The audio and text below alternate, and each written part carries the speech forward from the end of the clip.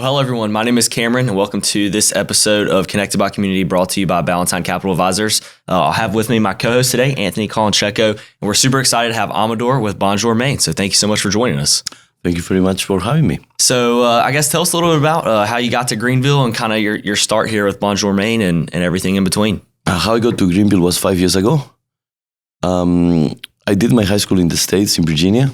And then I went back to Europe and I traveled far east. I lived in Dubai for a very long time. And I always wanted to go back west. And the financial advisor that I had at the time, I wanted to go back to the States, but not necessarily South Carolina. And he was located here. So he was telling me about how Greenville, the rates that how was growing and things. So I studied the demographics of Greenville and I decided it was a good idea to invest. And something that shocked me that there was not a Latino nightclub. It's Hispanic music downtown. So I decided, why not? I should do it. And I signed a lease for 5 years without setting up foot in the city. Wow. Yep. Wow. So what was the nightlife that you originally started with, if you don't mind us asking? I started very early because drinking age in my country in Spain at the time was 16. So I started going, and I always liked it. Actually, I did my high school in the States because my mother tried to stop it. So, since in the States they are kind of tough with alcohol laws and things like this, I thought I sent him there in the middle of nowhere in Virginia. So this will wear off. I didn't. I learned English in 8 months. I graduated high school there. And then when I went back, I just went back to it. Awesome. So what are you working on now with Bonjour Main now that you're there? I sold the other business that is Abanico 2 weeks ago. And my friend Myra, she owns Bonjour Main. Bonjour Main is very successful as a breakfast and brunch place, especially during the weekends. And she had the night going on, but it was not like a proper night product for it. So I convinced her to let me do it. Perfect. So what's some of the new things y'all are rolling out that you're kind of getting into? On the menu that is being implemented is more of an international thing. I have from Asian influence tataki, from Lebanese influence kiba with labna. It's things that I find that they might be interesting. From different places of the world. I got a very good chef, fortunately, and the execution and the past performance that he has, I will deliver the product that I want. And then I'm kind of a music snob, so there is not a house music venue here. So why not? Let's start at one. So you start off with dinner and then it turns into sort of a... Correct. Basically what we do is she finishes her thing at 3, and by 4 I take possession of the restaurant. It's still her business. I'm a consultant, what I mean. And so there is a 1 hour of mise en place, so everything gets prepared for the new menu. And by 5 it starts the new menu. It goes on to 9:30 is the last order for the kitchen. And then we'll have a small, how you call it? A small late night menu, which it will roll on with the music. I will have a house DJ in-house from 8, a little bit, building up from lounge to more into more music scene.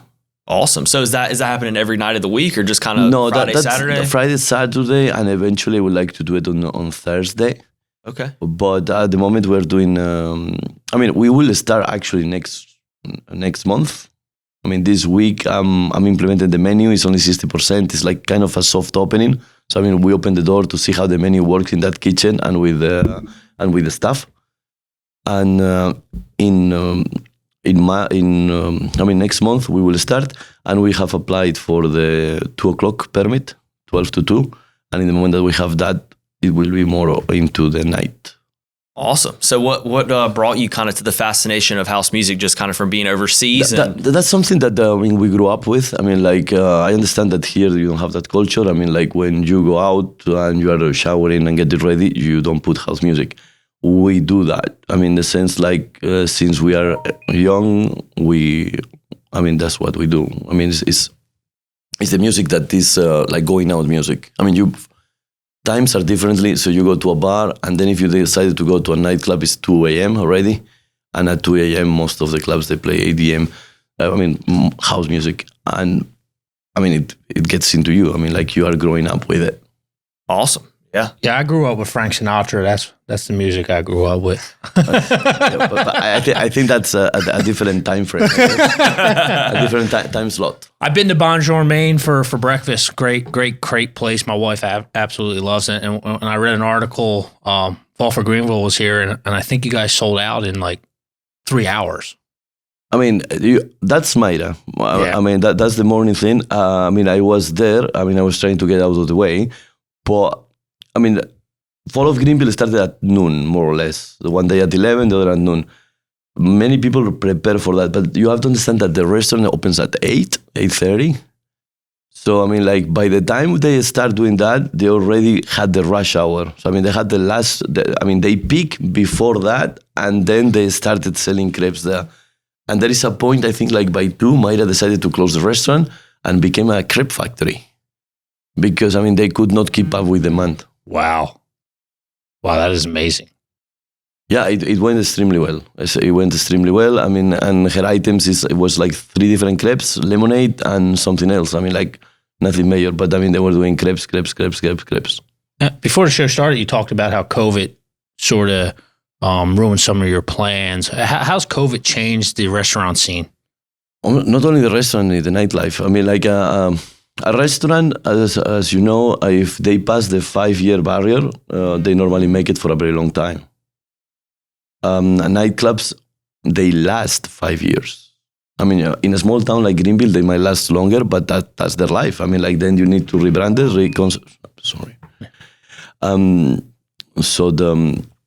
it takes 5 years. So when you have something like COVID that they don't let you open, they destroyed your timing, then they pay people to, obviously they take them out of a job, then they give them money. And then there is a point that there is no need for them to come back to the market. Gotcha. So it really messes up with the dynamics of the business.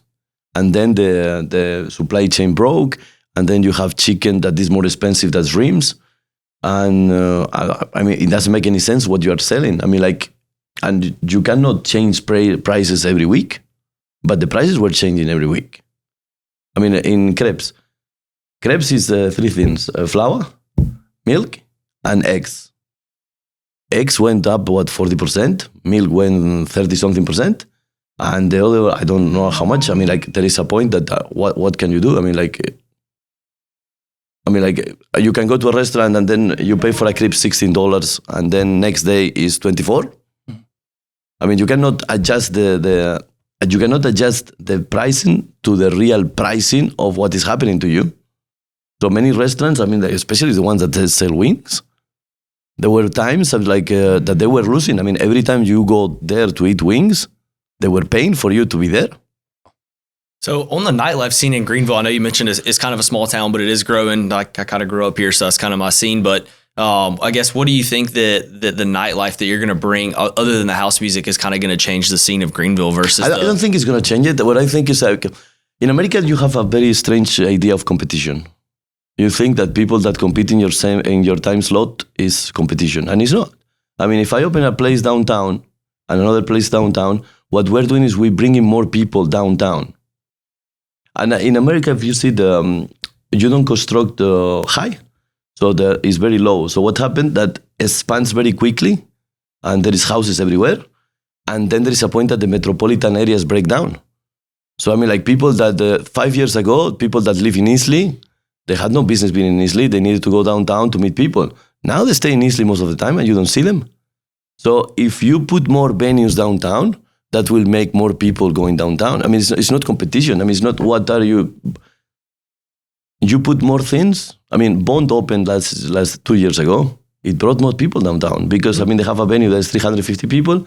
So this means that they probably should put through the building 600 people. They're bringing 600 people that were not there. So they might pour into another bars. Maybe they don't like the product I brought, but they're already there. Or they might finish one and they go to another bar and pop for a drink. So the more things that there are, the more, the more traffic you build, and then the things become better. Yeah, no, I mean, I've been to Bond plenty of times, know a lot of those guys over there. How was I guess, because that's kind of considered EDM is kind of the whole scene that they were trying to bring here. How was that going to compare to the house music? EDM is a term that I don't understand because it goes like from house music to lounge music to, I don't know, dubstep. It's something that is like, because it's electronic. I mean, they don't even have a RPM set. I mean, like, it's just electronic.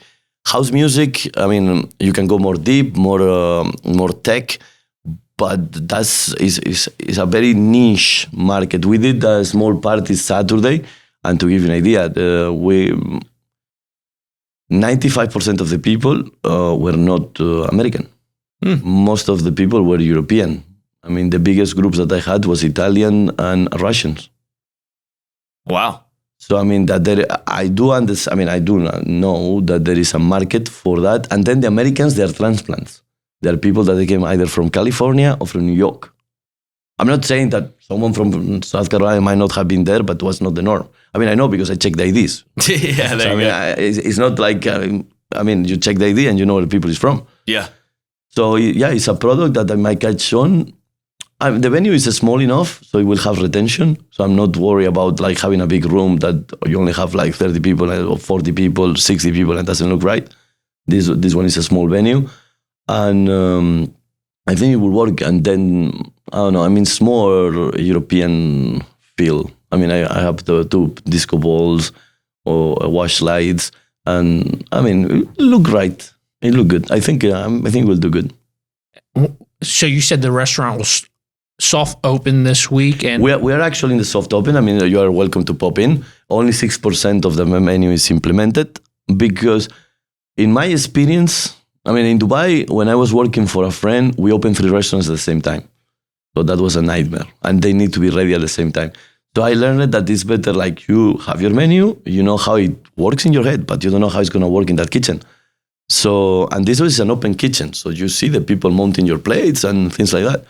So it needs to be right. So we implemented, now we have like 60% of the menu, and next week we will put more, that it will be finished. But I mean, all the mistakes, I want them this week. Mm-hmm. And then when you enter, I tell you the story that we are not really open. I mean, so expect what it is.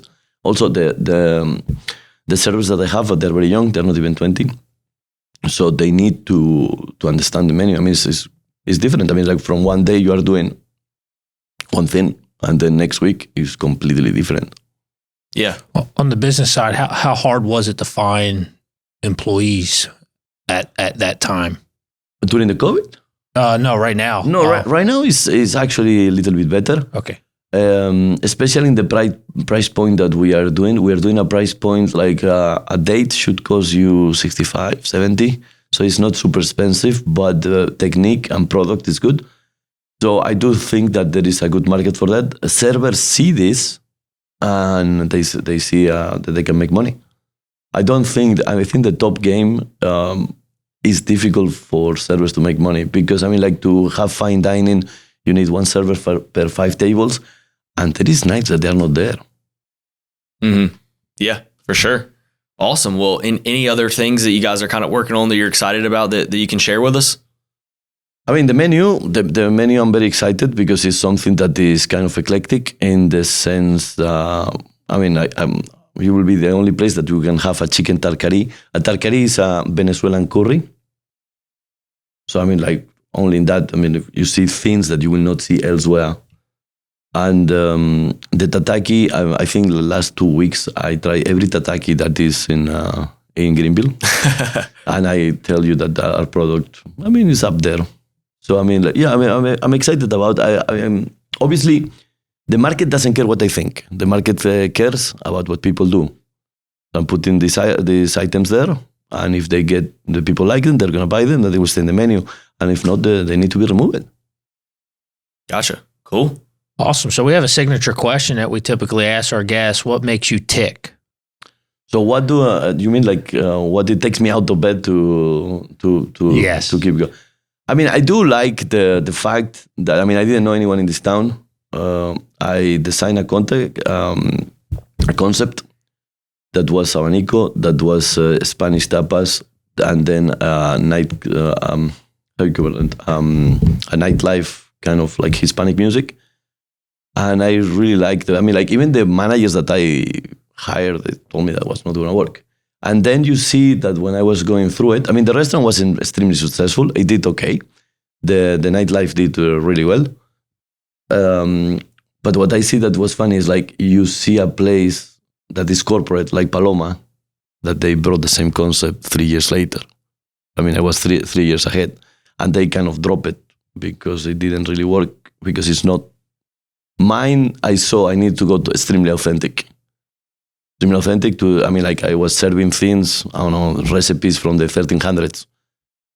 And you see that a corporation, that they make their study, how many people passed in this, all the demographics, all of this, decided that was time to do it 3 years after I did it.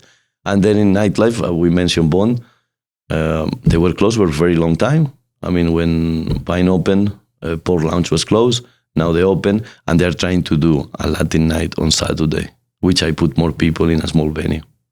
So I think I want to do the same thing now. You know, I mean, put something that is modern, commercial in this, and then the house music. Will it work? The market will tell me. But I mean, I really want to see in 5 years if it did or it didn't. Yeah, pioneer new things. I love it. I really like the and also, I mean, a word like Abanico. I mean, this is a town I didn't know anybody, and now there's a lot of people that Abanico is a word in their vocabulary every day. They might not even know what it means, but it's in their mind. Awesome. Well, where can everybody find you? You know, whenever you guys are open full time, or even if they want to pop by for the soft open. I mean, we're in Bonjour Main. We are 20 South Street. It's between, I mean, it's in the middle of downtown. It's between Washington and McBee. So, I mean, we're in the middle. I mean, you cannot miss us. And Mayra did an excellent job decorating it. So, I mean, you see, she has like in the entrance all these flowers with lights and things. So, I mean, you know, easy to find us. Perfect. Well, yeah, I'm excited to check it out for sure and see the new venue. So, very excited. Anytime, you're welcome to come. Very excited. Well, thank you so much for coming on and speaking with us. And yeah, look forward to checking it out. Thank you guys so much for watching and tuning into this episode of Connected by Community, brought to you by Ballantine Capital Advisors. Until we see you again, go out and make our community great.